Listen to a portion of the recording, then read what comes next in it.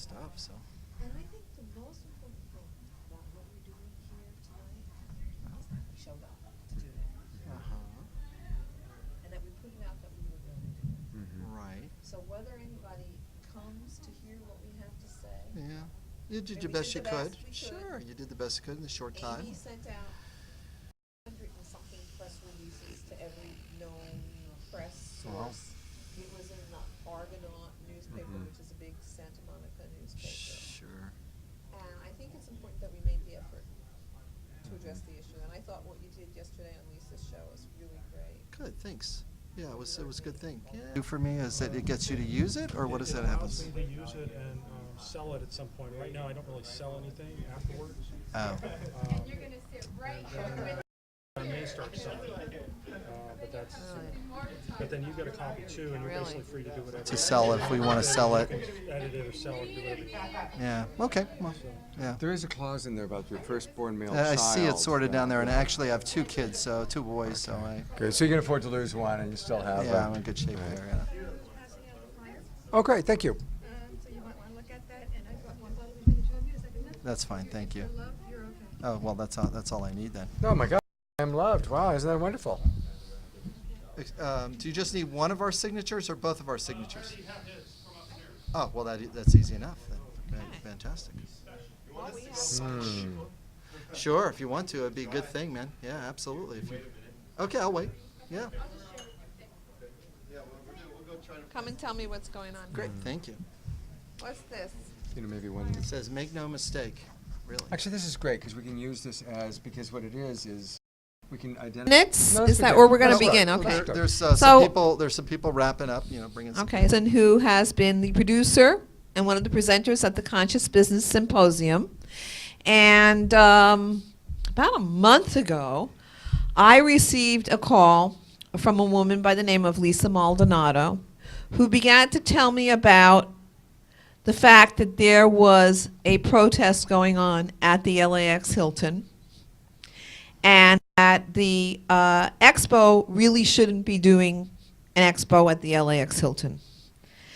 Now, that brought up a lot of real conflict for me as an individual, because I consider myself to be a progressive person. I certainly support the rights of workers.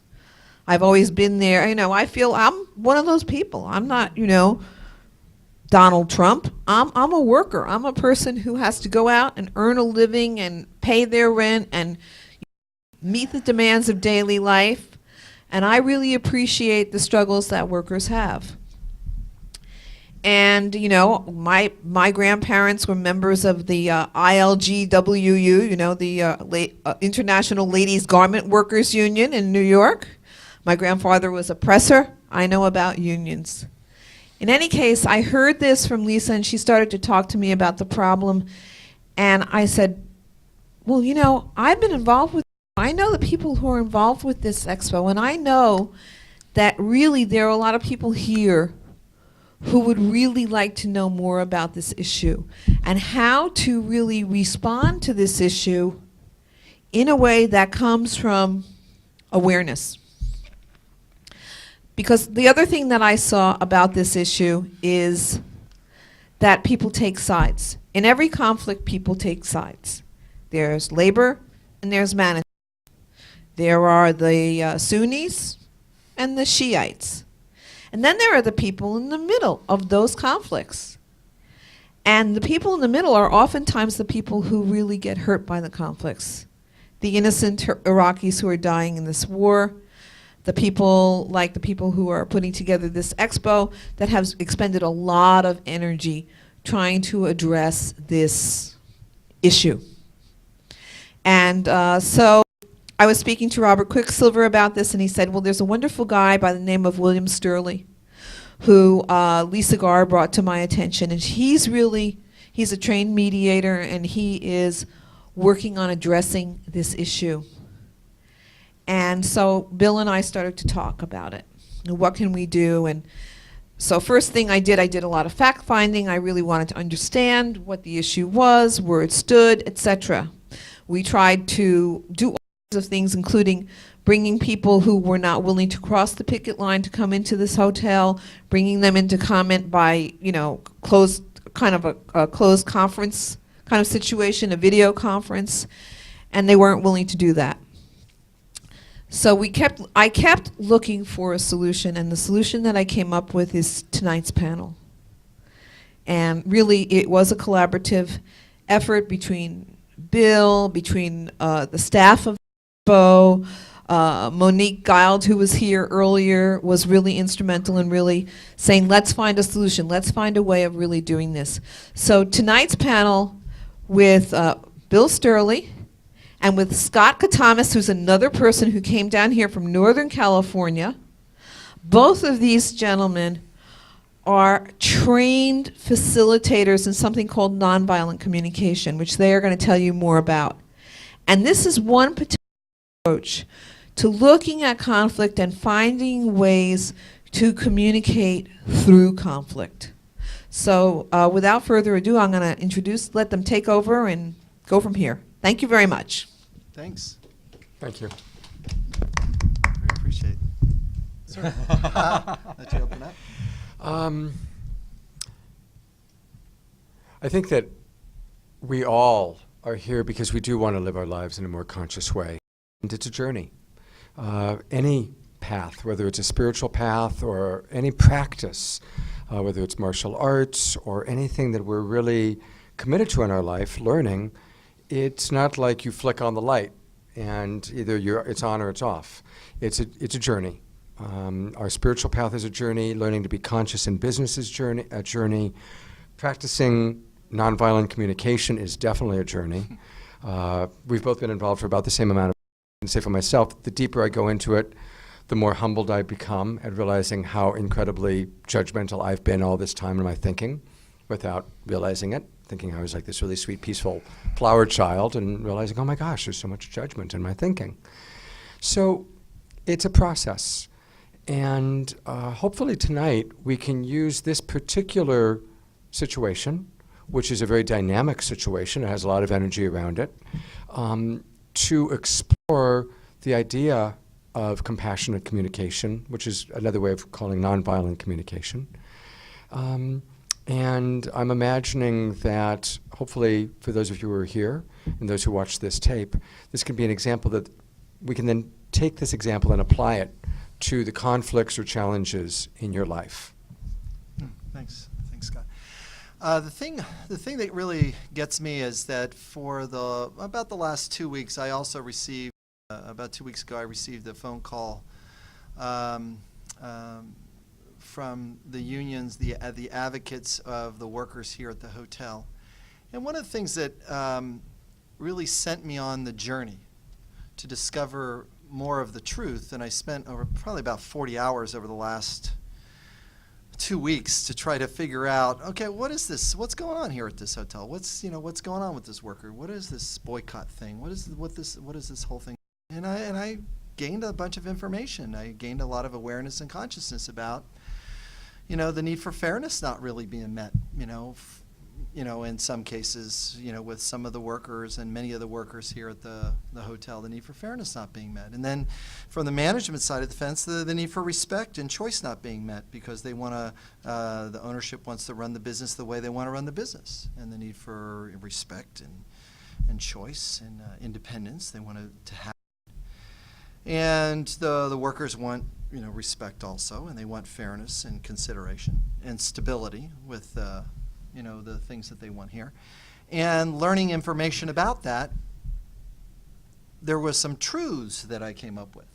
And these different truths that, would show up is, it's kind of a little tough to work here, from the worker's standpoint. They currently have hired some consultants to come in to do the thing called union bust, they a little bit of that, and really there's really putting the needs of the hotel ahead of the needs of the workers, and I kind of feel uncomfortable about that, and I learned about that. Geez, it's not really fun sitting in a room with 7 people and one person talking you out of your need for health care being met and your need for stability met, and by telling you not to join an organization that's trying to provide you support.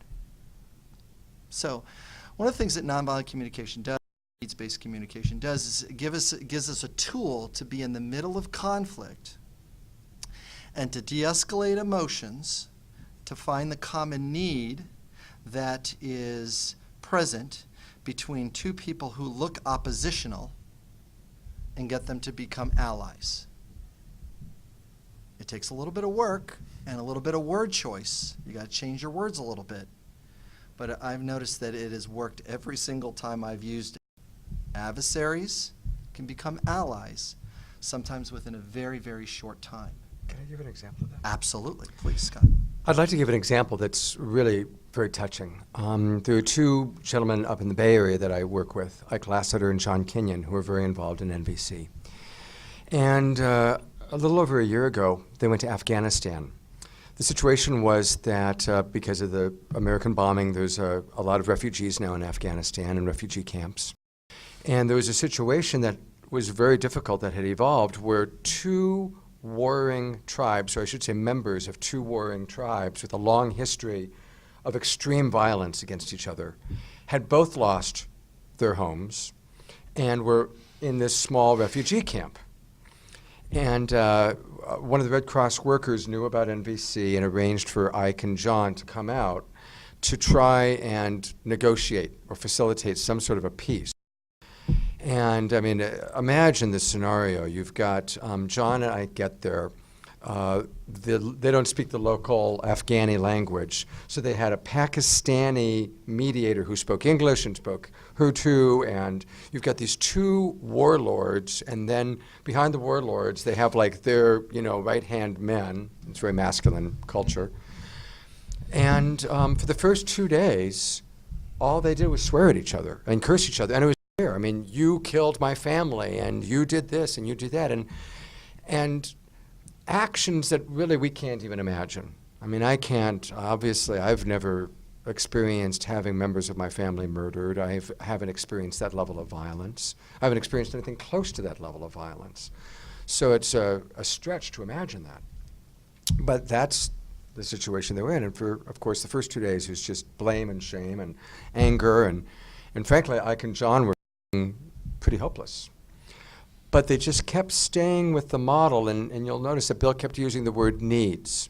And they kept bringing it back to, what are your needs? What are your needs? And finally, on the third day, they were able to get the two warlords to agree to just listen to each other's needs. And by that time, each warlord had enough of an understanding of how to distinguish what their what we call universal needs were. So the first warlord finally got a chance to share what his essential needs were. And it was, of course, things like safety for his family, shelter for his tribe.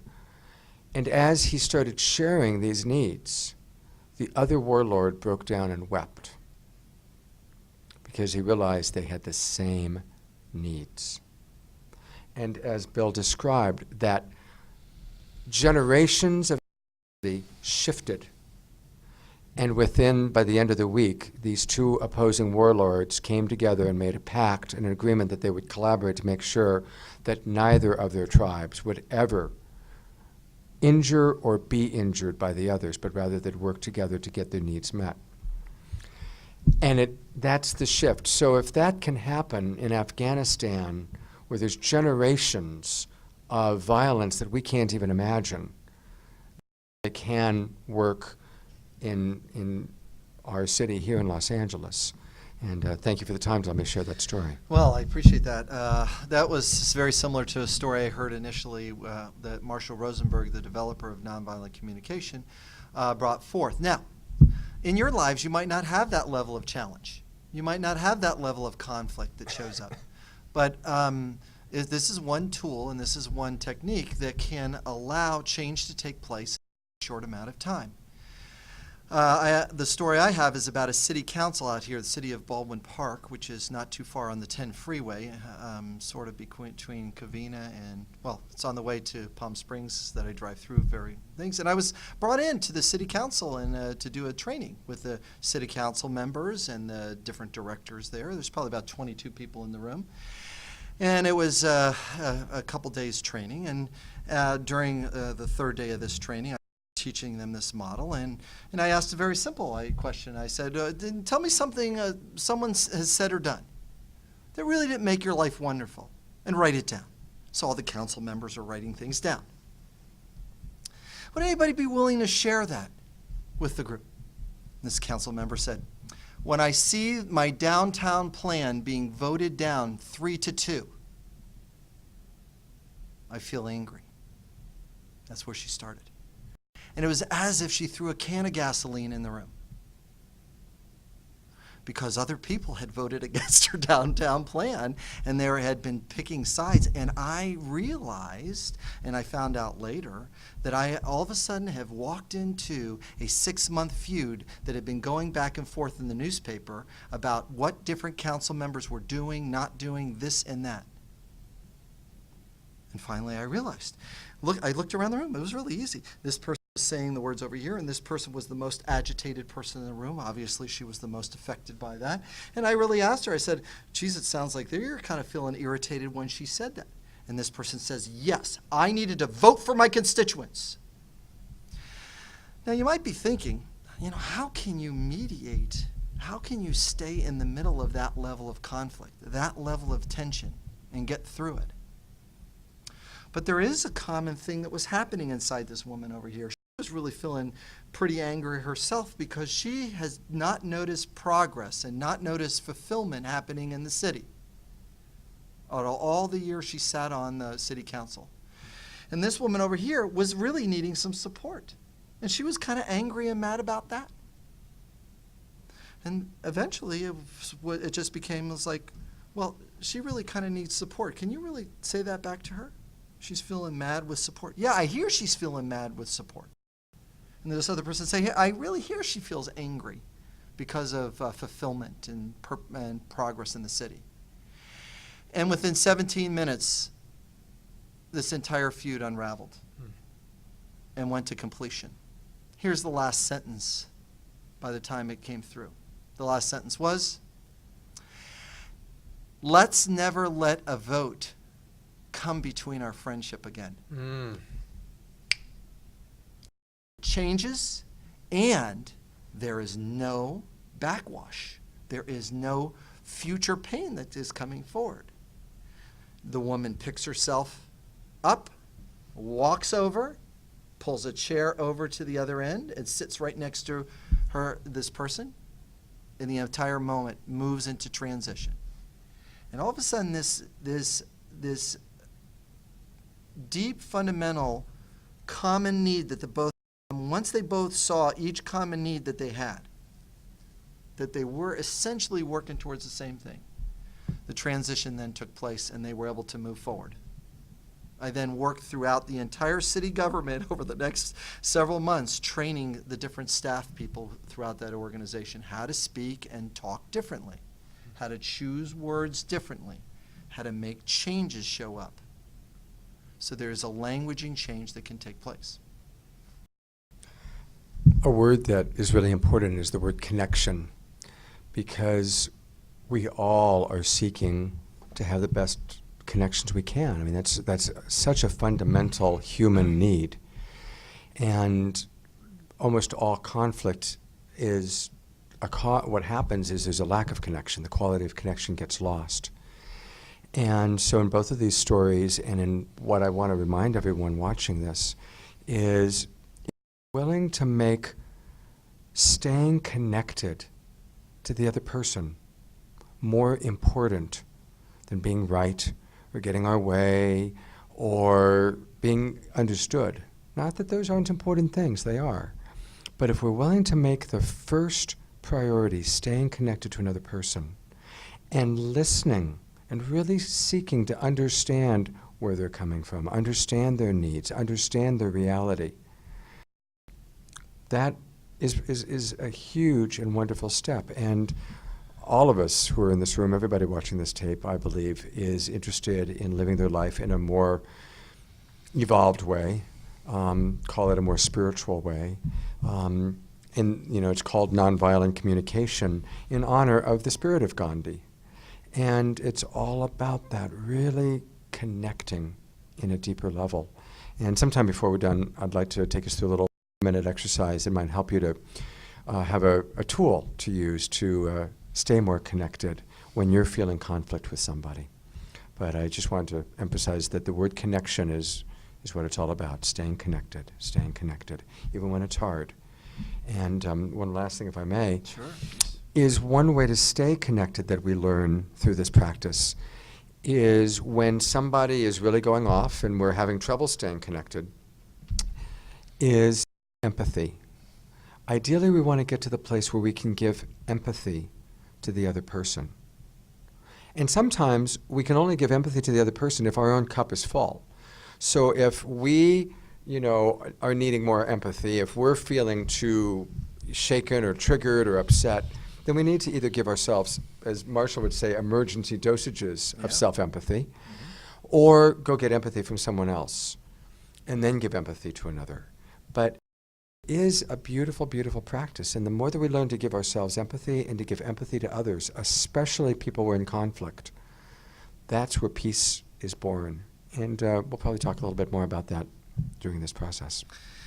So there's a couple things. First thing is that I'm just going to do a little mini model thing, is that we're talking about this tool, this technique.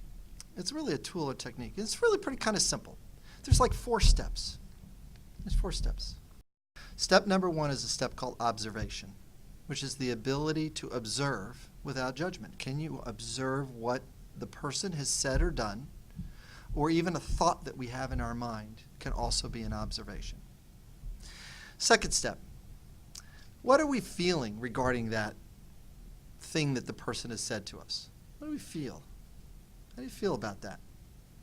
Third step, what need is driving? What is the need that is causing that feeling to show up? What is the need that's causing that to show up? And then the 4th step is request. What are we going to request based on what that need is? And how do we bring that forward into the world? What kind of requests, present moment requests we can make? So recently I taught a group of kindergartners this. And it was really easy.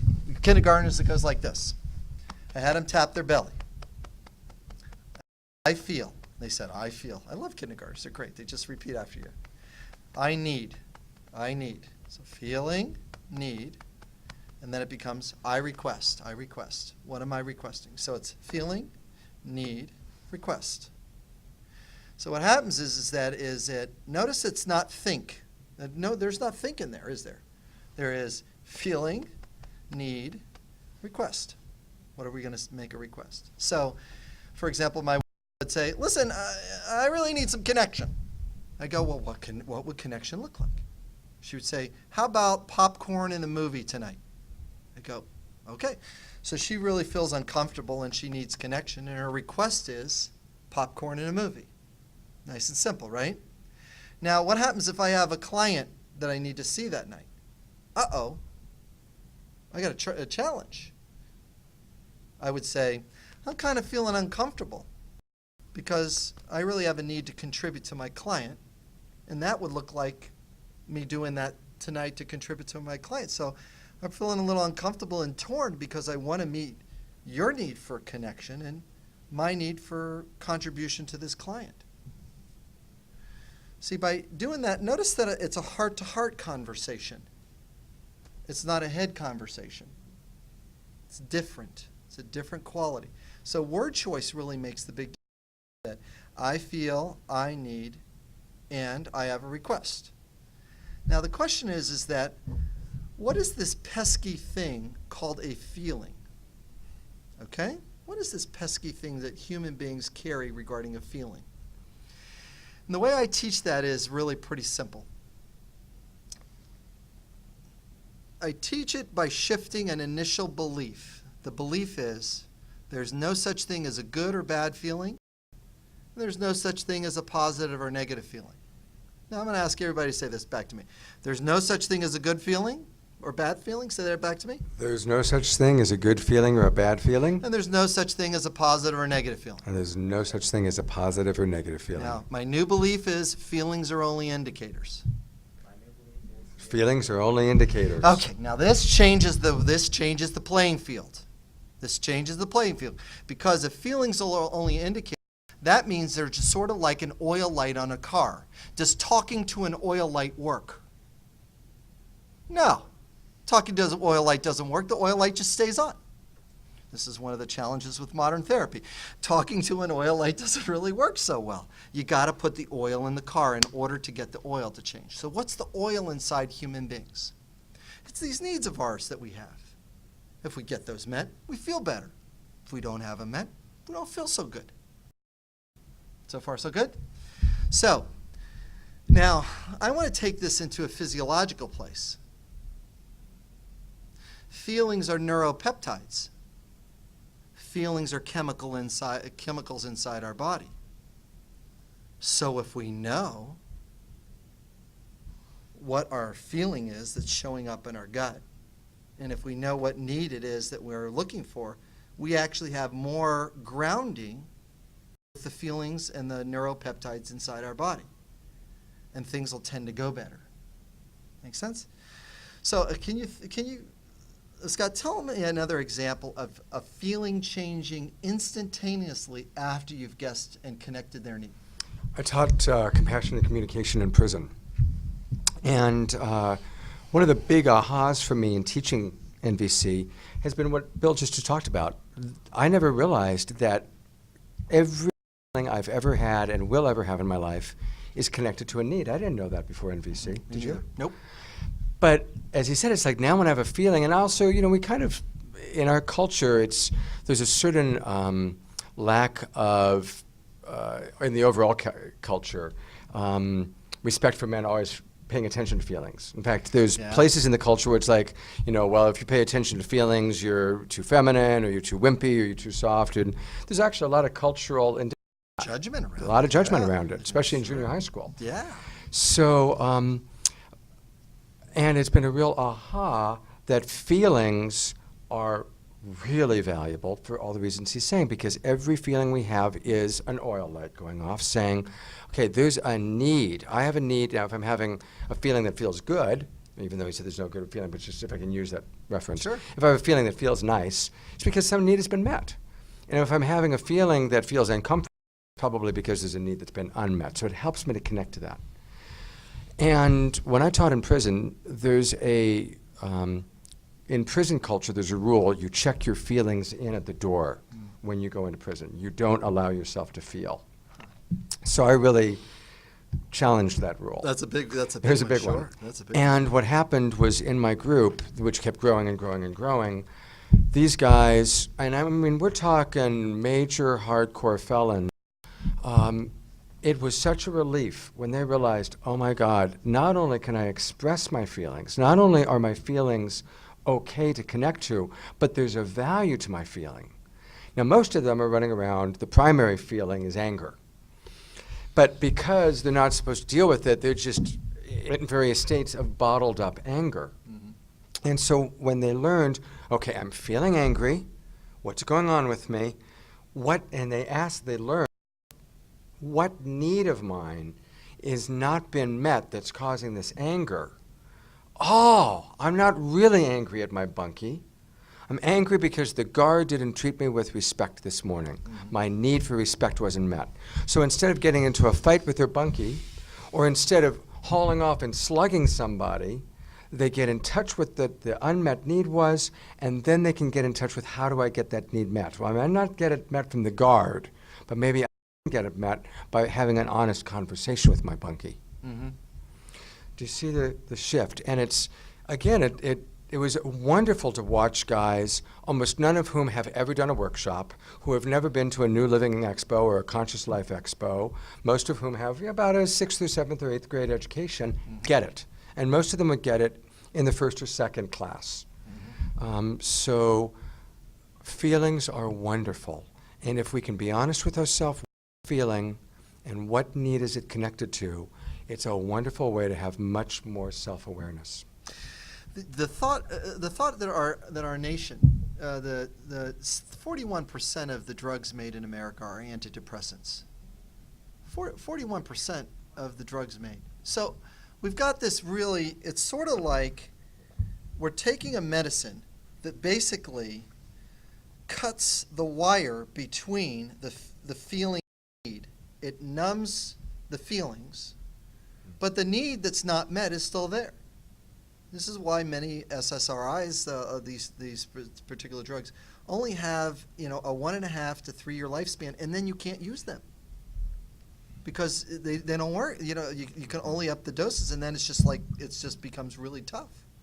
So, but wait a minute. This is inside my body. These are my chemicals. I can then choose to. And physiologically speaking, the amount of neuroreceptors are located, where they're mostly generated, two places. There are a group of neuroreceptors generated inside the gut. That's called your gut feeling.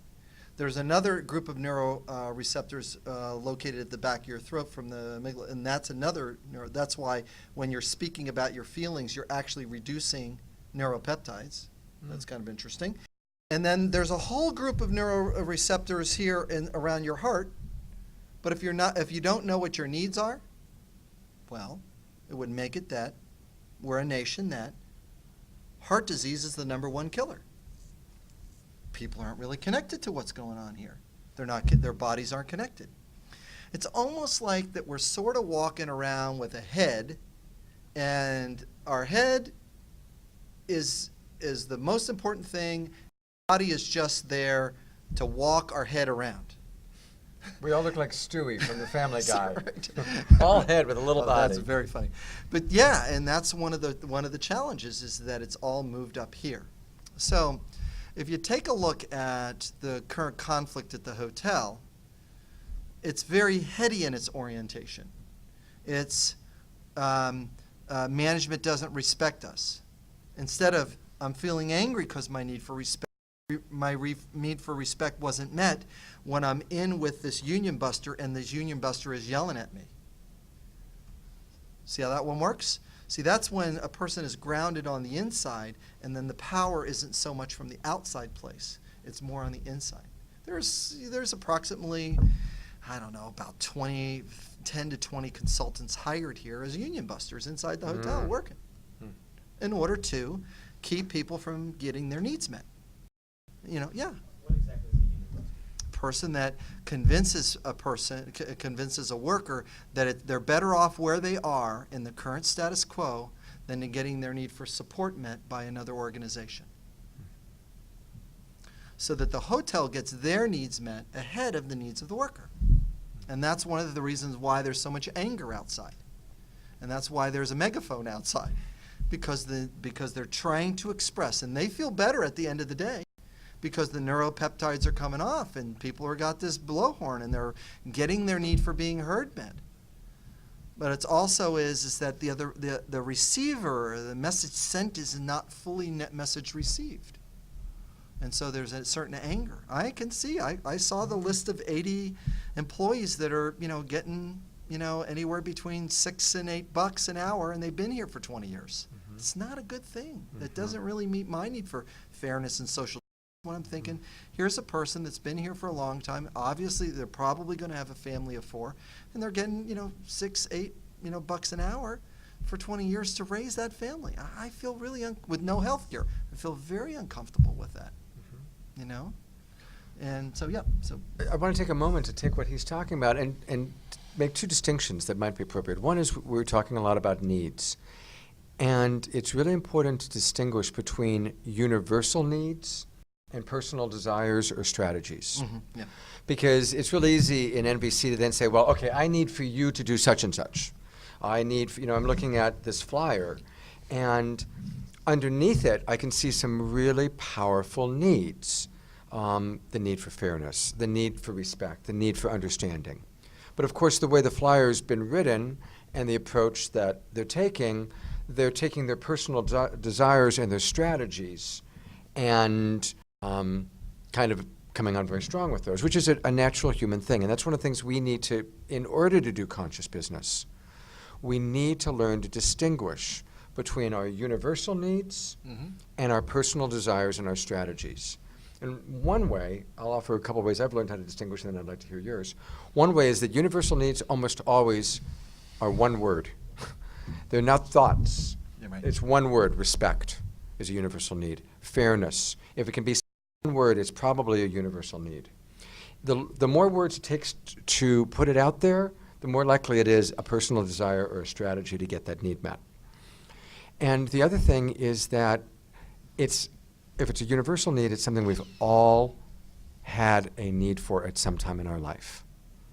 So it's important to start with that. Yes. To start with our universal needs, and then once we acknowledge each other's universal needs, and kind of the stories we told, reflected that. Once the universal needs were met, then the strategies and the solutions sometimes can appear quite miraculously. Boy, I've noticed times there was an 8-year feud that I had between two brothers, and they've been feuding over a family on a will.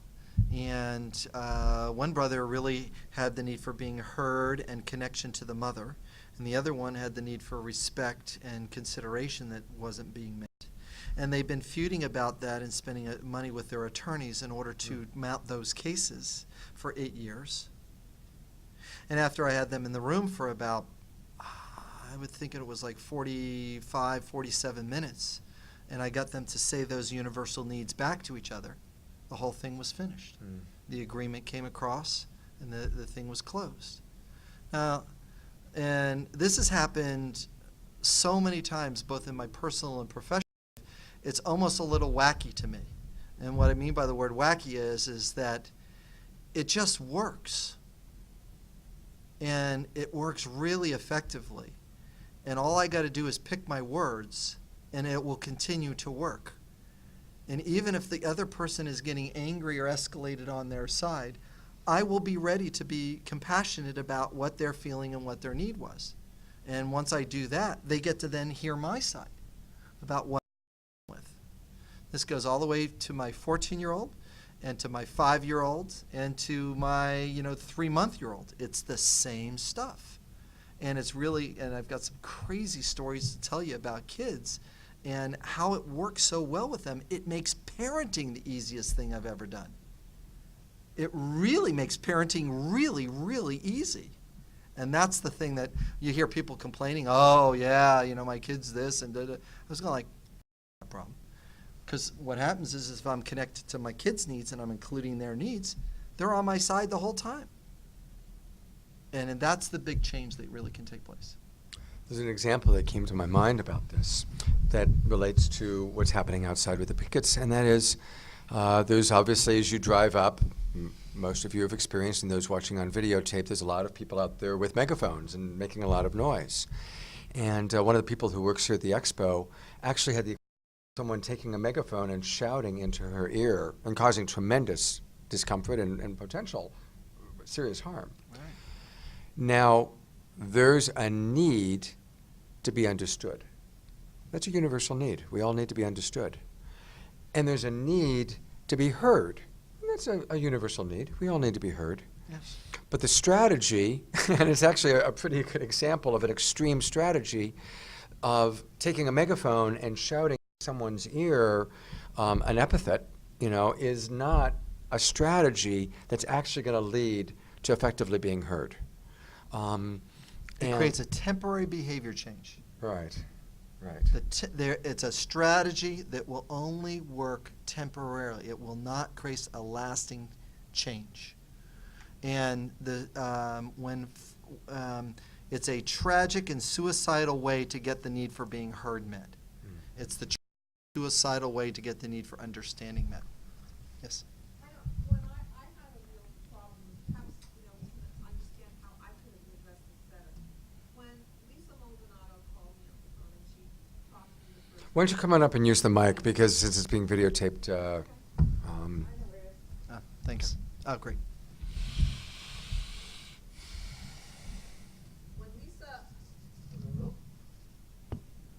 When Lisa Maldonado from called me the first time, and she started to tell me, about what's going on, and and then she sent me some information, and I looked at it, and I did my due diligence and research, wanting to understand what was going on. Definitely, I was concerned.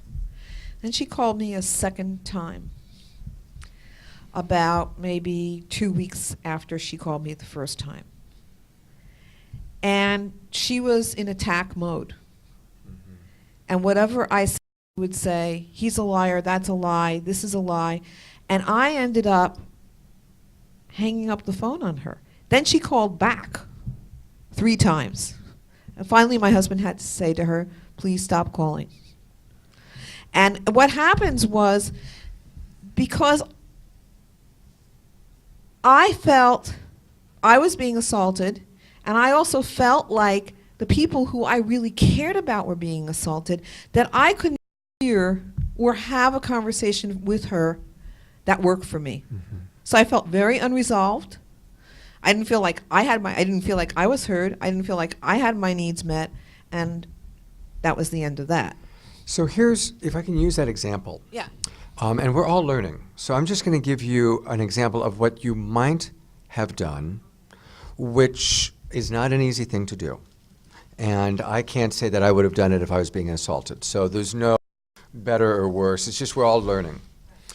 But one possibility is when she was saying, this person's a liar, that's a lie, that's a lie, that's a lie, if you can try and hear what is the underneath that, underneath what she's saying, what's the universal need? She has a need for honesty and a need for integrity. Now, you don't have to agree with her and say, yes, you're right, he is a liar. But you can say, oh, need for honesty. And there's the possibility that if she heard you say that, and you might have to say it 2, 3, 4 times, depending on how worked up she is, but perhaps if she heard, oh, I really understand that. You really have a need for honesty. Yes, damn right I have a need for honesty. You really have a need for integrity. Absolutely. You really have a need for fairness and for, yes, I do. But as you acknowledge your understanding of her needs, nothing's ever guaranteed in life, but it's more likely that connection would take place, she'd feel heard, and if there was a fire taking place between you, whenever we can guess what another person's experiencing and guess what their underlying universal needs are, it's like putting water on the fire. Whereas, of course, you know, the opposite, the negative thing, which you didn't do, thank you, is you didn't go back and say, well, you're a liar, you know, you didn't go back into judgment with her, which would be like putting more gasoline on the fire. Right. But when we can try and hear, we call it with giraffe ears, when we try and hear what's the underlying need underneath the angry, attacking energy, it can often reduce that fire. Yeah, thanks for that. Can you hand me that other glass there? Yeah. I'm gonna be you. You ready? Okay. So Lisa, you're really kind of feeling angry, and you really want me to hear the truth regarding this situation. Yes, absolutely. And you'd really like to convey to me that people have been telling me things that really doesn't meet the need for integrity. Absolutely. And you'd really want to be heard how important this issue is to you. Yes, I really want you to boycott. It really would make a big difference for the workers if you were to boycott. I hear how important that thing is for you, and let me consider that request that you're making and see if I can do that with joy. That's called de-escalation. Okay, I usually like to call it, de-escalation or unstacking. It was the same phone call I had with her, because I got the same phone call. It's the same phone call. She really wanted me to choose to provide support to the workers who, and I saw the list, in the 70 and 80% of the workers don't want people to come here to put pressure on management. That's a big number of folks. I've got the signed sheet. I saw the stack. I was going like, that's a lot of advocacy. Now, you're not going to see it from the workers here because they're putting their professional face on. Because if they did show that their need for fairness wasn't being met, they would be fired. So see how that works? So they're torn. So there's a torn feeling that's shown up inside them, and they've got to do, what do? They meet their need for professionalism that shows up. Now, meanwhile, what you're doing is you're actually looking at, folks that their need for fairness and consideration isn't being met. Their need for being heard and truth and respect aren't, so there's a lot of needs not being met. And what happens is because the caller that, came up and started calling with you called you in that way, is that her emotions were charged because there's not a connection between those two pieces. How do I feel right now? What do I need right now? And what is my request? How can I make a request of the world for something different to happen? Okay? And that's a little bit of the change that we're actually talking about up here. And I want to give you empathy. It's not easy when somebody is yelling at you, screaming at you. Your need for wasn't being met. Your need for perhaps even just the physical need of what was happening in your ear wasn't being met. So there is that empathy. And in any situation, we have to determine, okay, can I stay with this, or do I really need to take a break? Now, if you decide to stay with it, and there's never, it's not about you have to stay with it. Quite the contrary. Sometimes it's good to take a break. Yeah, it is good. There's never a rule that you have to connect with anybody at a time. No. Only connect if you really feel that your cup is full enough and you have enough, energy that you can listen, that you can give them empathy, that you can do that guesswork or that imagining of what their underlying needs are. Mm-hmm. Yes, absolutely. It's the challenge. The challenge is difficult. I'm going to do a personal one, and this is between me and my wife, and you get a chance to see how this really actually works in full time. Okay, you ready? Okay. So I come home from work one day. Okay. And my wife and this is about 4 years ago. We've been together 5 years now. So she's coming home, and all of a sudden I come home, and she's not doing so well. We have an affectionate thing that we call this. It's called in the soup. She's in the emotional soup. Okay? Now I'm watching her storm around the living room. So I'm very clear that the oil light is on. The indicator is on. I've got a clear feeling, but I'm not sure exactly what it is. So the answer is to guess. What's on her heart? What is she carrying emotionally there? And here's my first guess. Oh, by the way, I'm not asking this question. What's wrong, honey? Because I will get two very bad answers if I ask that question. Either nothing or you should know. I got two bad answers there. So I'm going to ask a different question. I ask it this way. Suzanne, could you really be feeling irritated and you needed communication from me today? And she says, that's not right. I didn't get a chance to take something off the stack, did I? But now I'm very clear about what the feeling is, aren't I? Ready? Are you really feeling angry because your need for communication wasn't met? No. Respect. So you're really feeling pretty bugged that your need for respect isn't being met and you're kind of feeling irritated. She goes, right. Suzanne, would you be willing to tell me something I can say or do to meet your need for respect in this moment? Huh? Yeah, Suzanne, I'm really interested in meeting your need for respect. Is there anything I can say or do in this moment? I don't know. Can you imagine how hard it is for me to hit it if she doesn't know what it looks like? That's a target. If she doesn't know what it looks like, I could be doing dishes and doing laundry and taking care of the kids and bringing home the money. It wouldn't matter because she doesn't know what respect looks like. Now, I said, would you be willing to think about it? Because I'm really interested in meeting your need for respect. I'll think about it. For about 35 minutes, she goes upstairs. She's banging stuff around on the computer. Meanwhile, I'm off the hook. I'm waiting. I'm very interested in meeting your need for respect. I'm very clear about it. Now, by the way, which one would you rather talk to? Would you rather talk to angry or furious, or would you rather talk to bewildered? Which one? I'll take to the bewildered one on this list, okay? So I've got emotional reduction or emotionally offloading that has taken place already, and my neuropeptides are in pretty good shape. I got a clear need, and I'm waiting for a response. Here's what she comes down and says. Tell me that you respect me, that I'm staying home and taking care of our 9-month-old at this point. I'm thinking, we've talked about this already, and it's already been okay with me, but it seems like she needs some respect hooked to that, so I guess I'll say it again. I'm saying that to myself. Suzanne, you really want me to know that I respect you for staying home and taking care of Aiden. Is that right? She says, yes. Listen, we talked about this, and I feel really good about this, and I really respect your choice for doing that. I go, how do you feel now? Did that work? And she says, well, not exactly. Say this back. See, now she's clarifying the target. So now all of a sudden I got a clear target. Tell me that you respect me, that it's okay that I don't bring any money home and still also take care of Aiden. I was going like, oh, it's a money thing. Okay.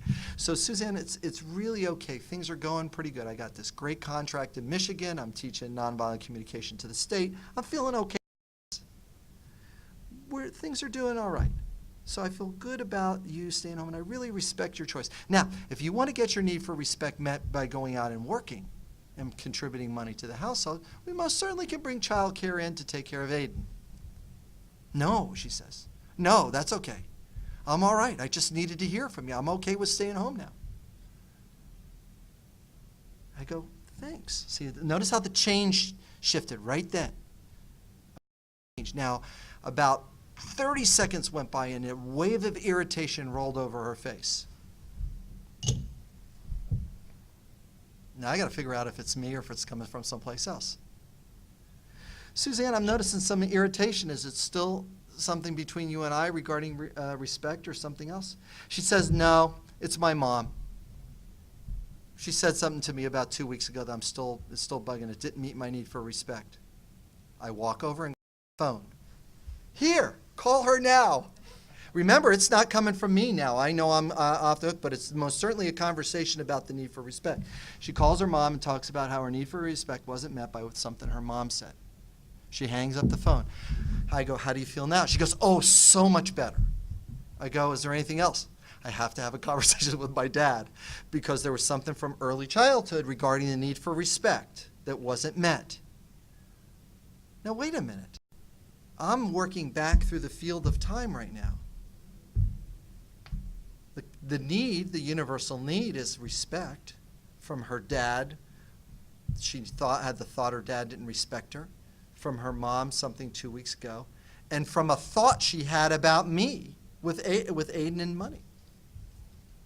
None of that was really my stuff. 5 years later, we've never had a conversation about respect. It's permanent. It's a change that takes place, and it doesn't come back again.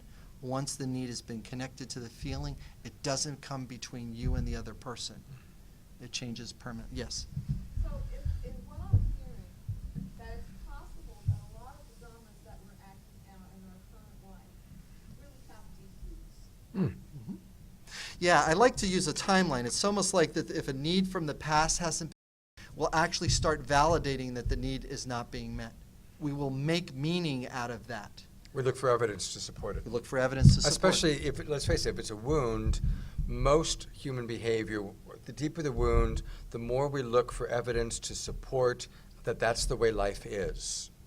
Especially if it's wounding by someone we've loved. Especially if it's wounding by mom or dad, or older brother or older sister, because it's, for most human beings, it's easier to believe that this is the way the world is than it is to believe that this is what mom or dad did or didn't do to me. So there tends to be that looking for evidence. Yes, that's right, yes. When you start to say something about need and feelings, I was trying to give two workshops at once, so I went to the other one, purpose passion, snuck in here. You said something about need and purpose earlier. You said that identify, well, were my needs being met? How did I feel? What do I need? Can you turn my need into a request? Could you list like the steps? Did I capture your steps right? You've got 3 of them. The first step is going to be a step called observation. Without judgment. With observation. So observation is going to be, there's 3 categories. It might be more, but I use these 3. Category number 1 of an observation is what's said. That's an observation. It's sort of like I've just heard you say. Another category is what I've seen somebody do. Okay. And then the third category is a thought, because that's called pushing our own buttons, is when we have a thought and then we push our own need and then we cause our own feeling to show up. And in this model, something that's very important is we take responsibility that that's what we heard, I saw, thinking. It's not necessarily your reality, or reality outside of myself. But this is what I heard, this is what I thought, this is what I saw. I do a little exercise called the bottle of truth. And since I have a little bottle over here, everybody can see currently one side of the bottle. I can't really see that. You've got your if we had somebody over here, they'd have their perspective. In other words, we'd have these different perspectives. And what I do regarding and trying to teach observation is keep asking questions in order to turn the bottle, to find out what someone is seeing through observation. And then all of a sudden it becomes, wow, I didn't see that. Boy, you know, hotel workers that are outside protesting, boy, you really have a need for fairness that's not being met and a need for truth that's not being met. And you're really looking for us for support. And support would look like us not coming into this hotel. Do I have that right? They would say, yes! Don't go into that hotel. That's the kind of support I'm looking for. Wow, I can see how support is there. I'm really kind of feeling torn about that because I'd really like to contribute to the participants here. And can you see that I'm trying to contribute to the participants? Yeah, but it's so much in odds with what the pain that I'm feeling with what the hotel's doing. I really want you to choose something different. See, now all of a sudden they're getting to see my side of the bottle, and I'm getting to see their side of the bottle. And I'm allowing two truths to exist at the same time, that there's two different needs. I want to contribute to people. My need for integrity was met when I agreed to come here and speak, and I'm going to really honor that integrity by coming here to speak because people are coming here to see me. Or I'm feeling scared and worried about my own need for financial security, and I know I'm going to get a paycheck after being here, and that's why I'm showing up. So that's what's called turning the bottle. It's like looking for the perspective. And it really works great because whether it's a kid or your partner or your coworker or your boss, it's keep turning the bottle, and all of a sudden you're talking about what the other person is going through, what their feeling a need is, and what my feeling a need is. And oftentimes, at our NVC practice group last night, we talked a lot about this. Oftentimes, it's a real aha to realize that what I've seen or what I've heard can be radically different.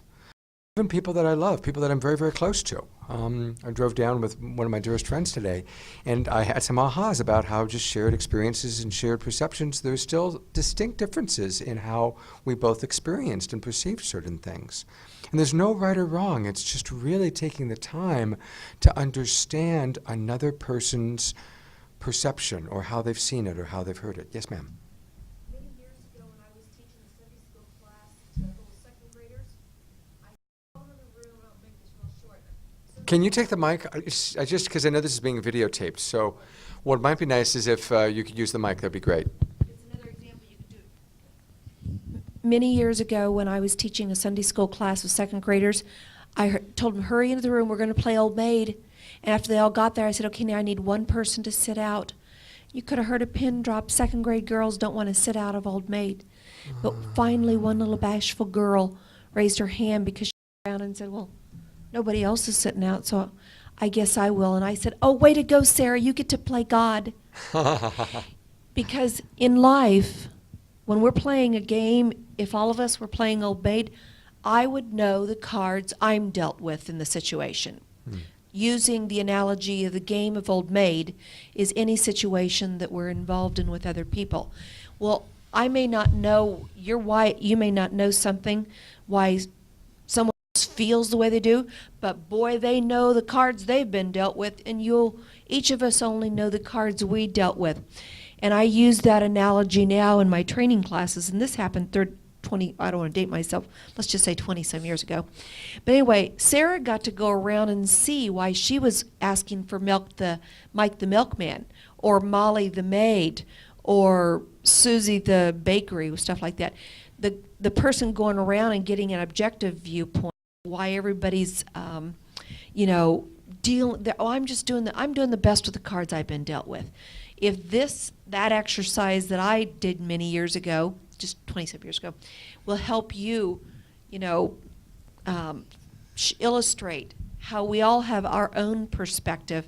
We just don't understand other people's perspective until we ask them to explain it. And that's asking that question. It's asking the observation question and staying in observation. Krishnamurti has a wonderful quote. It's the highest form of intelligence is the ability to observe without judgment. Mm. It's one of the quotes that I really look at is that I can be in a room full, and I have been, of screaming people, and it's the ability to observe without judgment that really gets me through that. I did a neighborhood council meeting where there was 12 council people and there was 60 screaming neighbors in this council, and they've been screaming like this for about a year and a half before I got there.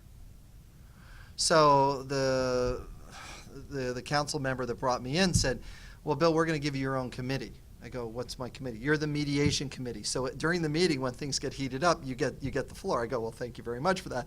And all of a sudden, this person stands up. It's like, "You know what?" And just went at the council. "You guys aren't listening to us, and we did this," and I was like, "Wow, he's bringing all that anger." I said, and the chairman just looks at me and goes like, "Bill Sterling, the mediation committee," because he didn't know what to say to that. Here's my next sentence. "Well, sir, it seems like you really feel angry because your need for choice isn't being met by the thing that this council's doing. Do I have that right?" "That's right. It's about time somebody's listening to me." Now, after a year and a half, all of a sudden, someone got connected to something that's in, that was alive in him. So you'd really like choice, and you'd really like to be heard by this council, and over time, they haven't really heard you fully. "That's right." Now, I'd coached the chairman to repeat some stuff back. And as soon as he did, the guy was going like, "What's happening here?" The dynamics changed because all of a sudden this chairman wasn't the enemy anymore because he was hearing what was going or alive inside the other person. And then the conflict started reducing.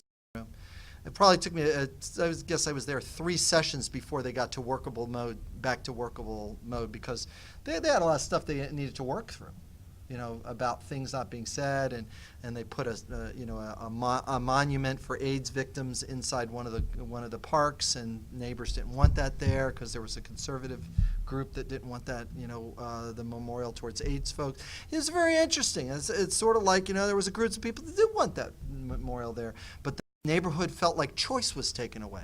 They didn't have a say. And that's one of the things that we're really working on is making sure people are getting their needs met fully. We're down to, I think, our last 10 minutes. Wow. So I'd like to take you, the audience, and this will work for people watching it on video, through a very brief exercise that hopefully will just give you a little bit of a reality check and may be valuable in your future interactions. Because again, I am imagining everyone listening wants to have better connections. So I want you to actually close your eyes and maybe get comfortable. And I want you to imagine a recent experience in which you had a conflict with someone that you loved or that you cared about. And for the purpose of this particular exercise, choose someone that you really care about, someone that you really do want to have a high-quality connection with.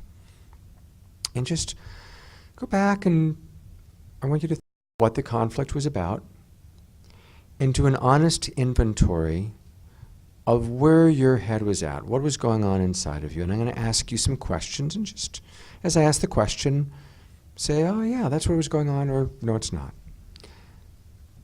To what degree, as you were having that conflict, did you need to be understood?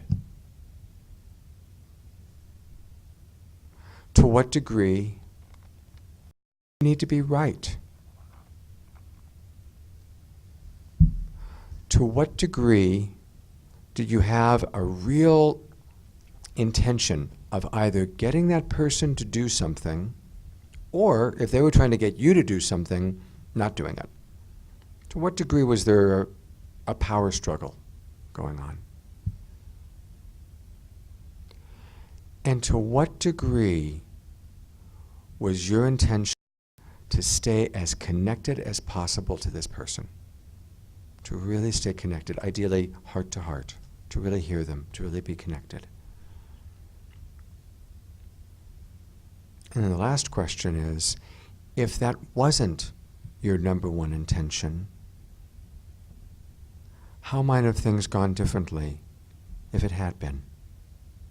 If it had been your intention, most of all, to stay connected to the person, even if it was uncomfortable, how might things have gone differently? Now, we all have been on every side of these scenarios, and it's totally understandable to want to be understood. And it's pretty human to want to be right, and it's very human to want to get someone else to do something or to avoid doing things. And I'm not saying any of those things are bad or wrong. I'm just suggesting put them on the back burner. And when you are in conflict or when you're in a challenging situation, ask yourself, can I make my number one intention right now to stay connected, to really connect to this person? And it's a beautiful practice, and it's a lifelong practice, and I hope that it's a practice that brings you value and better interactions. Thank you. So I've got a fun story to tell you. Okay? Between me and my 4-year-old. Aiden was out in the backyard playing, and I heard him crying. I was inside the house. Now, observation's the first thing, first step in the model. So as I'm coming out the back door, I see him crying. I look down, and it looks like his knee's scraped. Looks like a red mark. Pretty clear. I think I got it. First thing I ask him is this question. I want to check to see if my reality is true, or is there another reality there? Here's my question. Aiden, are you feeling hurt right now, and are you feeling a pain, and do you need some comfort right now? Watch what he tells me. No, mad. I'm going, what? I thought I was pretty good, right? I had a good guess. I got a knee scraped. I got a kid crying. I'm thinking pain, hurt, comfort. I think I'm in good shape. It's a good guess. There's pain there, there's hurt, and he needs some comfort. He gives me mad? I better ask another question. Aiden, are you feeling mad about something that happened out here? Now we have a dog. The dog's named Chewbacca. And here's what he says next. Chewbacca knocked me down. So Aiden, you're really kind of feeling mad. And you really need Chewbacca to consider that you're a small person and not knock you over. Is that right? Yes. So you're really feeling sad when he runs up to you and knocks you down because you're kind of a small person. Is that right? Now, meanwhile, I'm walking towards him. So I'm getting closer as I'm asking the question. So I'm keeping looking to see what the reality is. I need what the reality is because my first guess was, does he need comfort? Does he need support? What does he need over here? That's not a good guess. I have something different here. So Aiden, I'm hearing you feel, now I'm kneeling next to him. And you're really kind of feeling mad, and you'd really like, Chewbacca here to know that you're a small person. Now, Chewbacca all of a sudden is getting in touch with this, and he's walking over towards us. Now, he's kind of like tiptoeing because, he doesn't know what's going to go on here. Aiden, is it okay if I talk to Chewbacca for a second? Yeah. See, now the emotion changed, remember? Mad, and all of a sudden there's some relief that's showing up here. Now there's some sadness and some hurt now showing up because he's getting in touch with the fall. But now I turn to Chewbacca and say, Chewbacca, Aiden needs some consideration. He wants you to consider that he's a small person, and he wants to play with you differently. That's a need also. The need for play is important. Would that be okay with you? Now, all of a sudden, Aiden, somehow this is working for him. It's also working for the dog because the dog then takes 2 steps forward and licks that kid right on that knee. I'm thinking, I got great seminar material. But I also got the quality of connection between my son and the dog. Now, when he does that, I look over and goes, it looks like Aiden Chewbacca wants to play with you different and is really worried about you a little bit and wants to consider you. Do you need anything else from me? He looks at me, he looks at the dog, goes, no, come on, Chewbacca, let's go play. And they run off. Show of hands, how many of you would have picked the kid up, brought him inside, and patched the knee?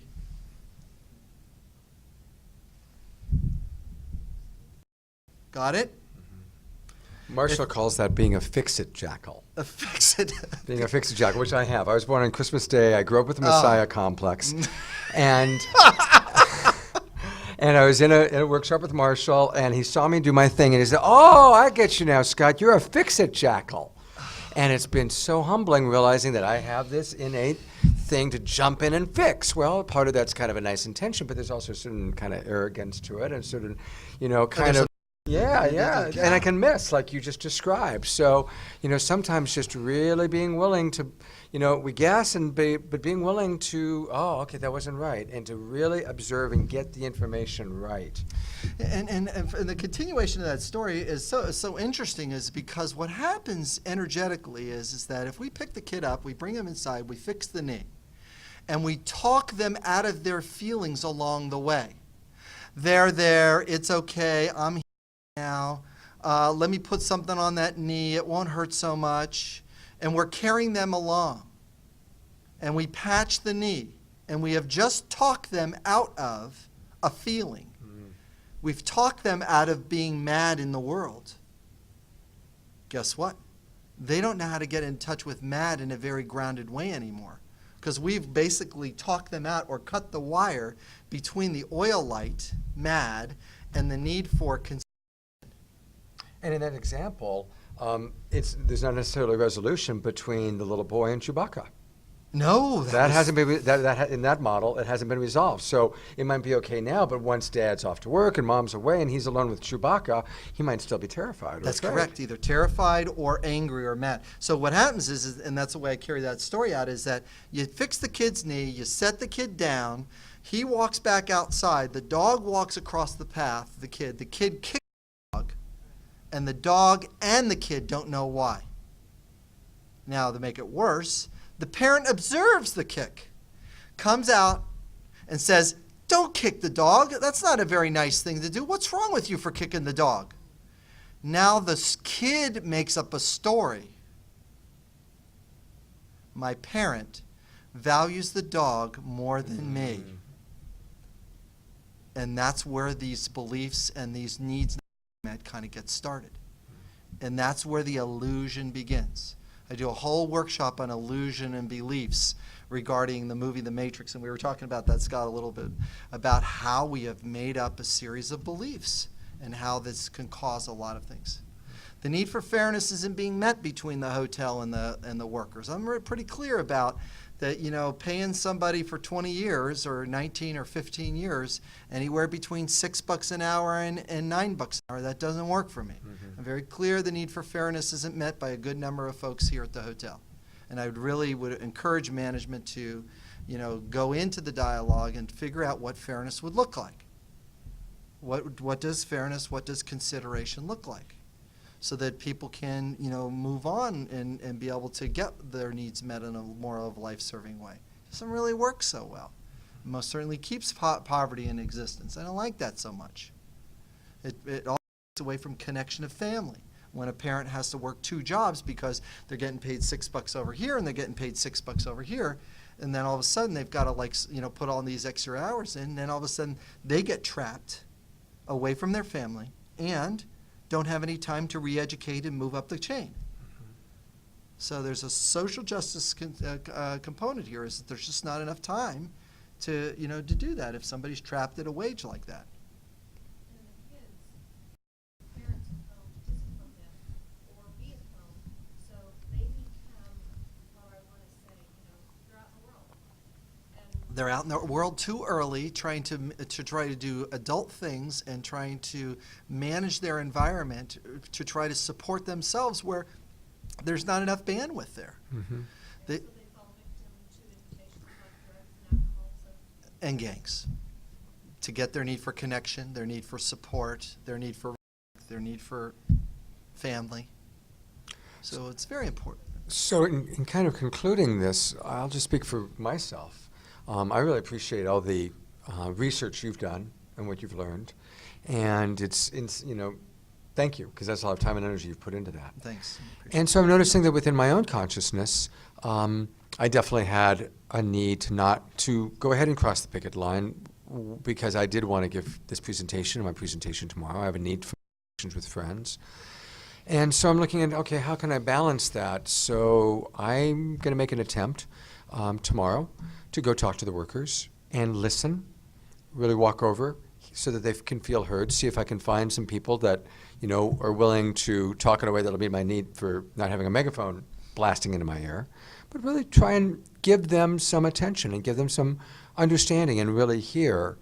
And I certainly feel comfortable with asking Bert and Shima Moore to, you know, really in all respect, please, let's next year not come back here if the conditions have not changed, Yes. you know. Yeah. And that's for me, kind of just in this Yeah. 2 hours, what, you know, feels like a balance, you know, and it's not going to be exactly what their strategy might be. Their strategy is for me to walk out and cancel, and I can understand that, but that's a strategy. But I can address their need. I can address their need for change, and I'm willing to take steps towards those needs. Yes, and me too. And one of the things that I've done is I've already volunteer over the last couple of weeks. I put together already 2 mediation meetings, and one between Robert and the union, and we had that this past Wednesday. And there was one that we tried to get together earlier a couple of weeks ago. And by sitting together and having people together in the room for 3 hours, there was movement.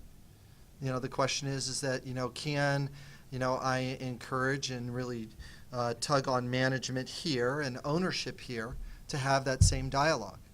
There are 2 hotels in the United States, 2 Hilton hotels, that are not honoring the collective agreement between the union and the other Hiltons throughout the United States. This is one of them. Only 2. There's only 2. Hotels. All the Hiltons and the things. So this is one of those hotels.